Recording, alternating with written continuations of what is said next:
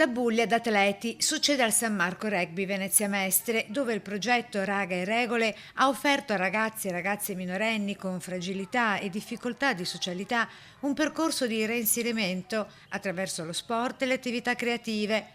L'obiettivo di trasformare l'aggressività in dialogo ed empatia ha prodotto i primi frutti. Su 10 ragazzi seguiti, 2 hanno già preso coscienza del proprio passato da bulli e delle conseguenze sulle vittime, avviando un cambiamento personale significativo, decidendo di restare nel rugby e diventare veri atleti. È appena finito questo, ma stiamo già lavorando a un ulteriore progetto inserito nei 3 anni, che sarà ancora più difficile ma ancora più ambizioso. Il progetto appena terminato è durato 8 mesi, tra allenamenti e partite di rugby, musica, street art e teatro, ha puntato a insegnare rispetto, ascolto ed educazione in uno spazio sicuro e senza giudizio.